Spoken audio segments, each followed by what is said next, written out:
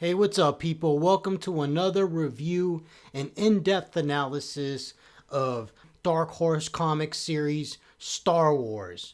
This is Volume 2, known as From the Ruins of Alderaan, which is a sequel to the first volume, In the Shadow of Yavin, which I thought was outstanding. I truly loved it. I thought it really captured the spirit of the original trilogy, and I love the way that the characters were treated, especially Leia. We got to see Leia do some badass stuff. She hopped into an X-Wing and was displaying some amazing piloting skills, and she was a fighter, and I really enjoyed that, and I'm really enjoying where the story is heading. So, where we last left off, basically the rebels are looking for a new base. So this takes place between A New Hope and The Empire Strikes Back. The rebels have not discovered Hoth yet as a base. So they're still looking for a base, and Darth Vader has been demoted by the Emperor. And what that means is he no longer has his Star Destroyer, and he's very upset about this. All right, so those are just some of the things going on. And when we also last left off, Princess Leia and the rebels were ambushed by the Imperials, and at the very last minute, they were saved by Luke Skywalker and a pilot who's force sensitive and who kind of is having a romantic interest with Luke, and this character's name is Prithee. And Luke is still kind of seeing, on occasion, he's having visions of Obi-Wan Kenobi. And even though Luke was able to save Leia and the rebels, Leia barely escaped with her life. And when this volume opens up, she's in the bacta tank trying to recuperate from her wounds. Now on Coruscant, Han Solo is basically being hunted by Boba Fett and the Imperials on Coruscant. So basically, Han initially went there to rendezvous with one of Mon Mothma's agents, but it turned out to be a whole farce, and now Han is being hunted. Han and Chewbacca, I should say, because Chewbacca's there. And to further add, Bossk is also hunting them as well. So you got Boba Fett and Bossk hunting Chewbacca and Han Solo. And Han Solo has kind of befriended this female character who we'll get into. And basically this character is helping Han and Chewie escape from the bounty hunters. Now, back to Darth Vader. As I previously stated, Darth Vader has been demoted. He's been admonished by the Emperor for the destruction of the first Death Star, his failure at Yavin, and he's not happy about this at all, especially at the fact that he lost his Star Destroyer, and now he is basically enlisting the aid of a fellow Force-sensitive Imperial named Bira. Now, Bira has been put in charge of the construction of the second Death Star, and the way this happened is that Darth Vader promoted her to the rank of acting Moff. And right away, as soon as this second volume starts off, the Emperor is not happy about that at all. And we're going to get to that very soon. Now, I just want to quickly talk about the writing. I think Brian Wood is doing an outstanding job. I really love the way he captures the essence of the original trilogy. Some people have pointed out to me that this story kind of contradicts the comics that came out. I guess it was initially it was serialized in a newspaper, and then it's been collected in a volume, and that was the initial, I guess you want to say, quote unquote canon for the events that took place between A New Hope and The Empire Strikes Back. But you know what? I don't care about canon. I don't care. I think canon is dumb. I think it's stupid. Just tell a story, and if it works out well, it works out well. If it's good, it's good. I don't need things to be canon in order to enjoy them. I think going for a canon, trying to make something canon, it just kind of ruins things. Like, sure, I think the movies should be consistent, but when it comes to the expanded universe, I really don't care, right? I don't. Because George Lucas, this is not Dune. This is not Lord of the Rings, in my opinion. All this stuff is based off a motion picture. And not even the movies are consistent within themselves, dating back to the original trilogy. The very moment Princess Leia became Luke Skywalker's sister, problems began. And then we see little inconsistencies with the prequels and things like that. But you know what? It doesn't mean that I can't enjoy this stuff and that I can't enjoy the films and that I can't see how George Lucas is trying to make it all fit together with little revisions and retcons, which is fine. And my point is, I don't mind if the expanded universe does that as well. I think this whole obsession with canon kind of just limits the storytelling possibilities. That's my opinion. So back to this volume and the previous one, I think Brian Wood does a good job. As far as the artwork goes, now Carlos de Anda did the artwork for the entire first volume, which I loved. I thought it was outstanding. However, for the second volume, he's sharing duties with Ryan Kelly.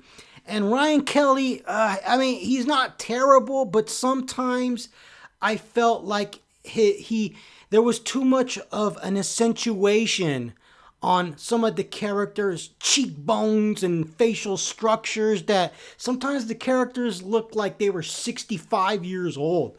Like, I don't know why he's putting such an emphasis on cheekbones and chins and things like that. But for the most part, it was serviceable. It wasn't the worst artwork that I've ever seen. But I much rather have this Carlos de Anda guy just do all the artwork because I really loved his art in the first volume. Okay, so let's begin this review and in-depth analysis of From the Ruins of Alderaan.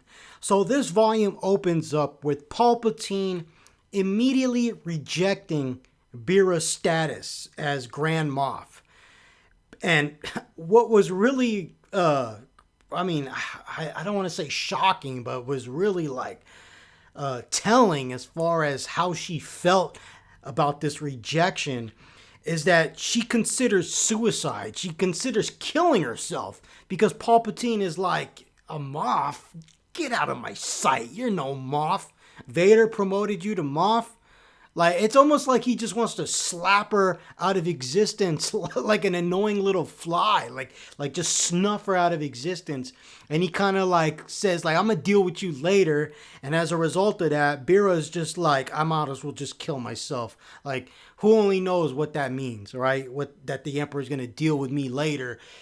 So she's ready to just kill herself, right? And I'm just like, wow, that truly conveys the fear that is present as a result of being rejected by Palpatine. Not just rejected, but admonished, right? Now, Vader stops her from killing herself through the Force. And he basically tells her, trust me. Please trust me. I got you. I got your back. And you're still of use to me. Do not kill yourself. Don't worry about Palpatine. And as a result of that, she decides not to kill herself. Now, in regards to Luke returns to Tatooine, and I thought this was an interesting character moment. So he feels no connection to this place, to the Lars homestead, right? He feels no connection to the place that he grew up in, right? And he kind of feels bad about that. And I thought that was very interesting, right? And it was a great little character development moment.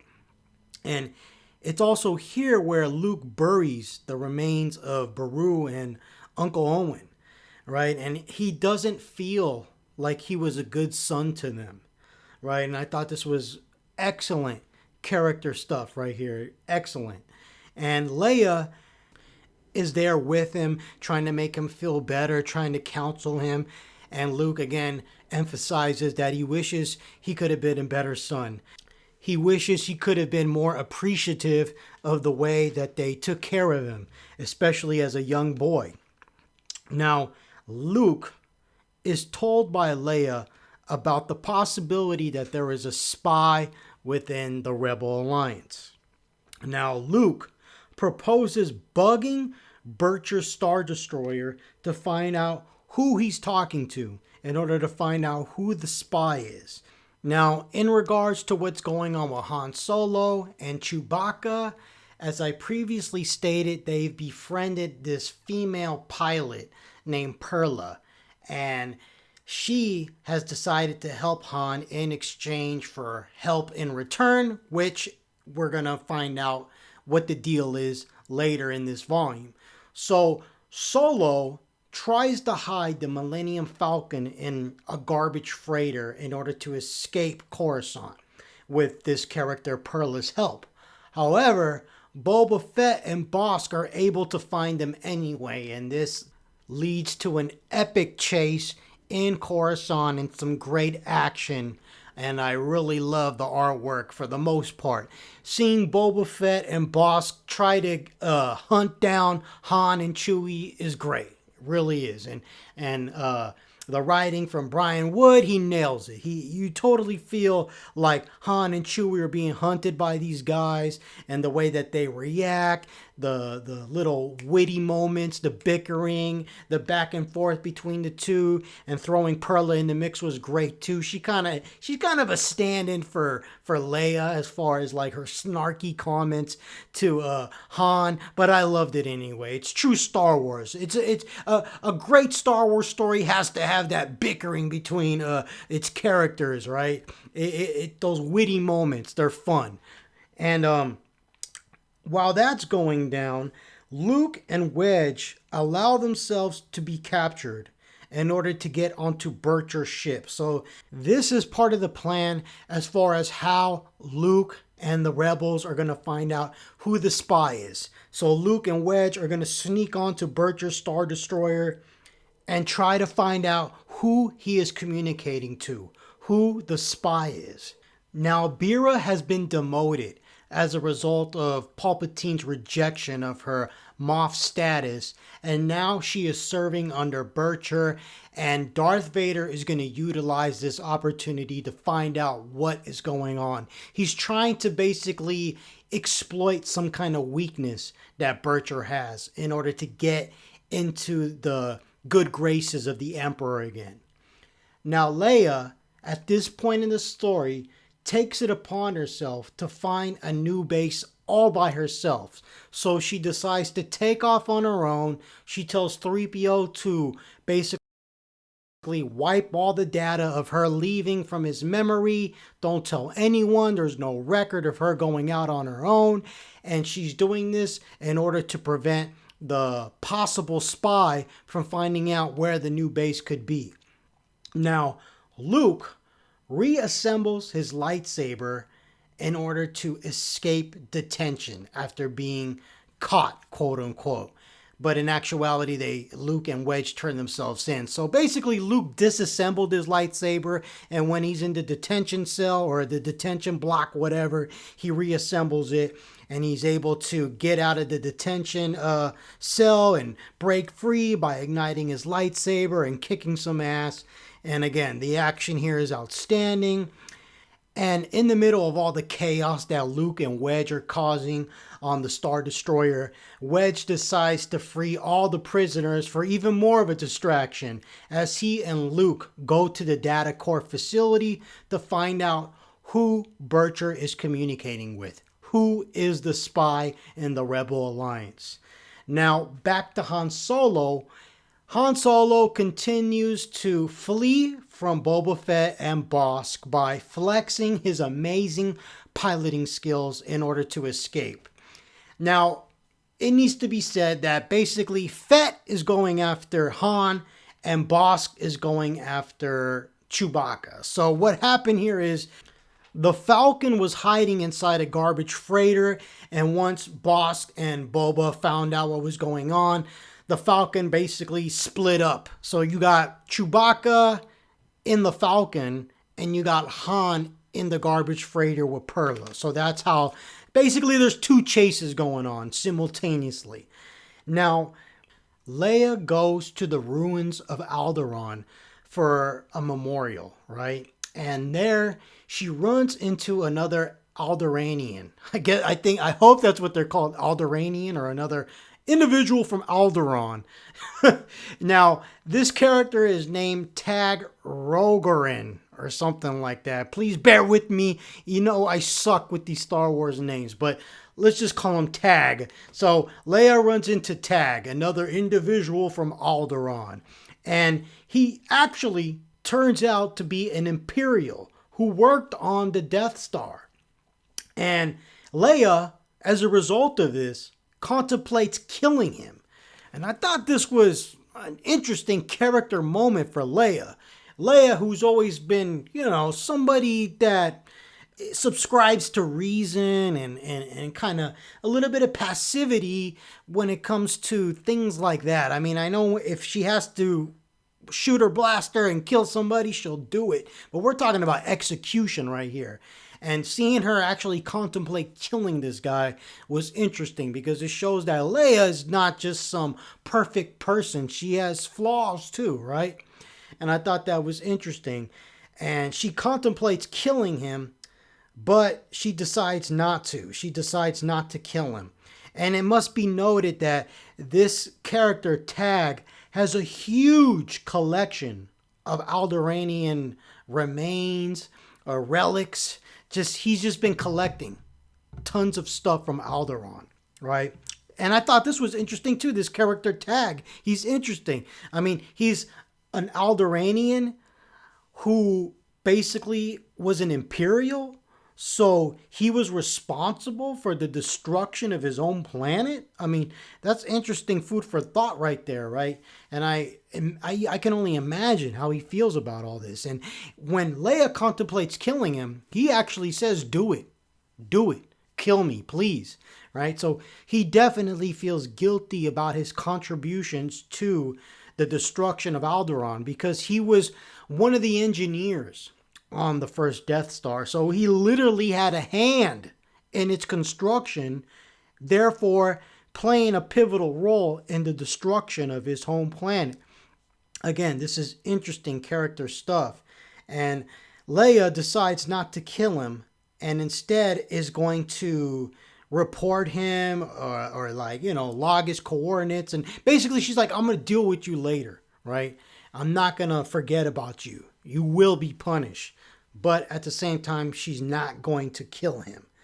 Now, in regards to what's going on between Burra and Darth Vader, we got some really interesting stuff right here. So basically, Burra tells Darth Vader about Luke. And immediately, Vader wants Luke captured alive at all costs. Now, if you read the first volume, there's a scene where Darth Vader is just kind of contemplating on Luke Skywalker's last name. It's a really quick scene, a really quick panel, nothing too in-depth, but I thought it was fascinating. So we got Darth Vader just sitting by himself, just contemplating on the Skywalker name. He's just there like Skywalker, right? Kind of like Skywalker. Like, could it be? You could see him contemplating the possibility that maybe this is his son or something like that. He's not 100% certain yet, right? But this scene where Burra tells Vader about Luke just brings him one step closer to the conclusion that this is his son, right? So again, I think this is interesting stuff. I really love this about this series, right? We get to see these little nuances and character moments that were, now I don't want to say overlooked by the movies, but they just don't have enough time to cover all this stuff. Let's just say things that were excluded by the films. And it really helps connect the series together. And yes, I know there's other comics and other versions of these stories. And hey, I'll be reading those too. But that doesn't mean this one isn't good neither, right? Maybe they're both good, right? So that's what's interesting about this scene.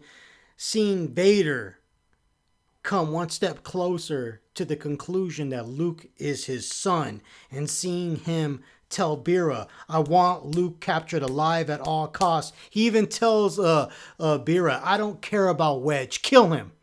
Kill him. I don't care what you do with this Wedge person. But in regards to Luke Skywalker, bring him to me or else. Now, speaking of Wedge, there was a very interesting character moment where Wedge expresses his sadness in regards to being the only one left alive in regards to all his friends, right? So there's a little bit of survivor's guilt. He lost many friends at Yavin, and I thought this was very interesting because unless you're reading like the Rogue Squadron novels, you know very little about Wedge. So to get a little bit more character depth in regards to this character is always something that I appreciate. Now, Preeti, who is this rebel pilot who is force sensitive, she is basically responsible for Luke and Wedge's escape. So she is basically on standby, waiting for Luke and Wedge to complete their mission. However, her life support is very low at this point in the story, and she is unfortunately going to have to abandon Luke and Wedge. And this is going to have some significant repercussions. Now, in regards to Leia, I just want to go into greater detail as to what she's going to do about this tag character. So like I previously stated, she's not going to kill him. However, she's not going to forget about him either. And she's going to make sure that his day of reckoning comes to pass. Now, the way that she's going to do this is that she is going to leave a homing beacon on his ship. And the intention for this is to ultimately collect all his Alderaanian collection, all the Alderaan stuff, the relics, everything that he's been collecting. And she's going to do this to preserve, start a museum, whatever, right? That's the general idea. And she's also going to report Tag and try to get him put on trial for war crimes. Now, in regards to Han Solo, back to the action with Han and Chewbacca trying to get away from the bounty hunters. They ultimately do. So Han escapes Boba, Chewbacca escapes Bossk. However, you got both bounty hunters swearing that they will be on their asses and they're not going to relent. They're going to continue their pursuit of Han Solo especially. Now, Luke and Wedge, the way that they're able to escape Butcher's Star Destroyer is that they flee in a TIE fighter. And I'm getting flashbacks of The Force Awakens with Poe and Finn, right? I'm not sure that's a good thing, but that's what it gave me memories of, right? So they leave in a TIE fighter, but they end up in a battle against the Alliance, right? And I thought that was interesting. Now, the way Luke and Wedge's TIE fighter are able to end up in a fight against the Alliance is because Butcher was able to track where the Alliance ships were because he was tracking Preeti when Preeti escaped, or when Preeti had to go back to the Alliance because she was running out of life support, in other words. Now, it's because of this that there's this big battle, and you get the feeling that Preeti compromised everything, right? Because her life support was low, she had to go back, she was being tracked, and because of this, now the Imperials know where the rebels are, and this may be the end of the rebels, right? So there's going to be some ramifications, or you think there is, in regards to Preeti being responsible for this battle that's about to take place. But something happens, right? Something happens right out of left field that basically turns everything on its head, right? And we're going to get to that very shortly. Now, Leia returns to the fleet and immediately wants to lead the charge in this battle. And I love the way Leia is depicted in this series, right? She's a fighter, she's a leader, she's a warrior. I love it, right?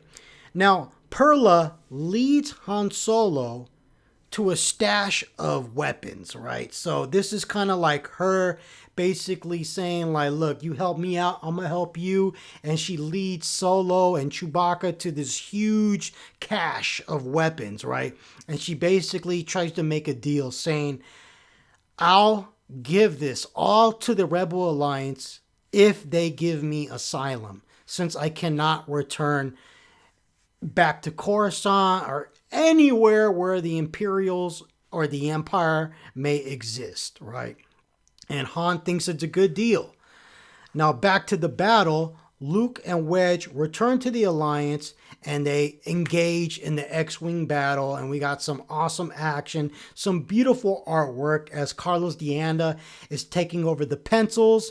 And again, like I stated in the introduction, I much rather prefer his artwork. Now, this is where this out of nowhere thing happens. This out of nowhere story element happens. It comes out of left field and basically turns this whole battle on its head. And I'm not really sure how I feel about it, to be honest. So, Bircher is actually a rebel, right? And when I read that, I was just kind of like, what? And it kind of felt a little contrived. It kind of felt a little forced.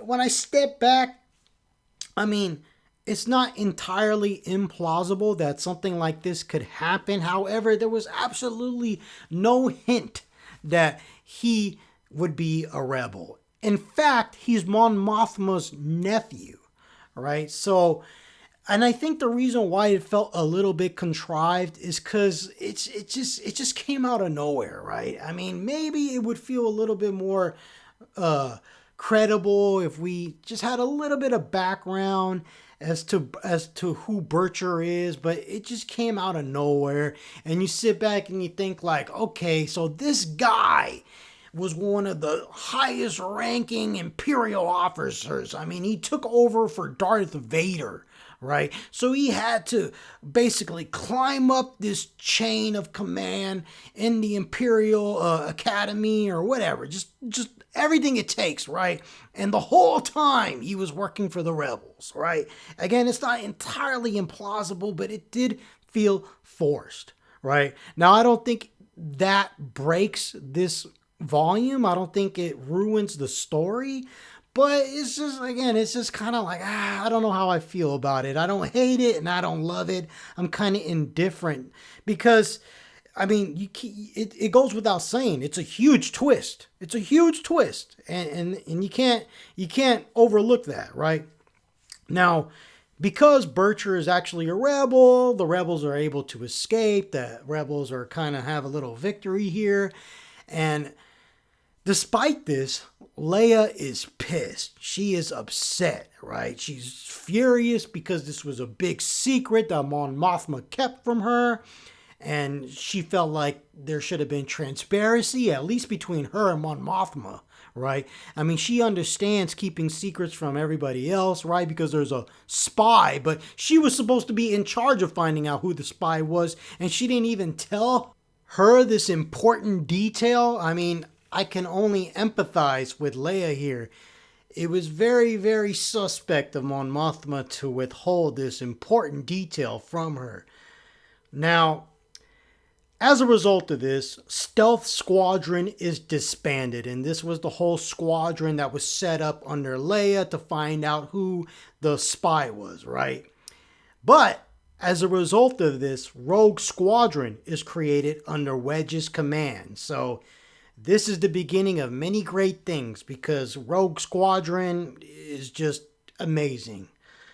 Now, in regards to Prithee, she decides to leave the Alliance because she feels bad for abandoning Luke and Wedge, and she decides to go study the Force on her home planet, right?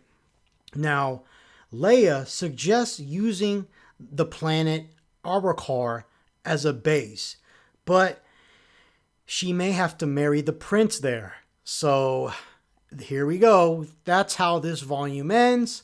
It ends with this cliffhanger in which Leia may have to marry a prince in order to find the Alliance a planet. a rebel base, right? Now, Han Solo, who has returned to the fleet, is not happy about this. And this is that moment in Leia and Han Solo's history where they're trying to act like they don't like each other. They're trying to act like they hate each other. But deep down inside, they're in love with each other. You could tell they're very much attracted to one another.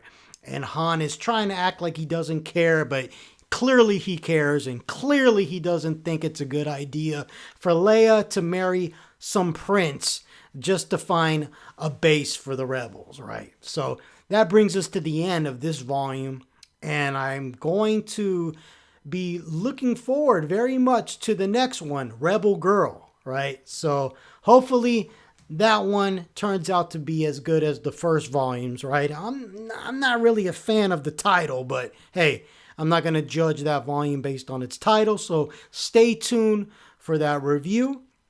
But that brings us to the end of the review for Volume 2 from the Ruins of Alderaan, which I thought was excellent. I really liked it a lot, except for some panels and the artwork by Ryan Kelly. I thought there were some panels that I didn't really like, but again, not the worst thing ever. And the whole twist with Butcher actually being a rebel and being Mon Mothma's nephew was kind of, I don't know, it felt a little forced, right? However, and I forgot to mention, because of that epic failure of Butcher actually being a rebel, Vader, he's very happy, right? So Vader's happy, right, that Butcher turned out to be a rebel because now he's going to be back in the good graces of the Emperor, right? So my review for the Ruins of Alderaan is an A-. I give this an A-. I kind of like the first volume a little bit better, right? I didn't really have any negative things to say about the first volume, but this one I have just a little bit of negative things to say. So I'm going to give this an A-. Thank you guys for listening to this review and in-depth analysis. If you enjoyed it, please like, subscribe, and share. May the Force be with you. And last but not least, one love, people. Take care.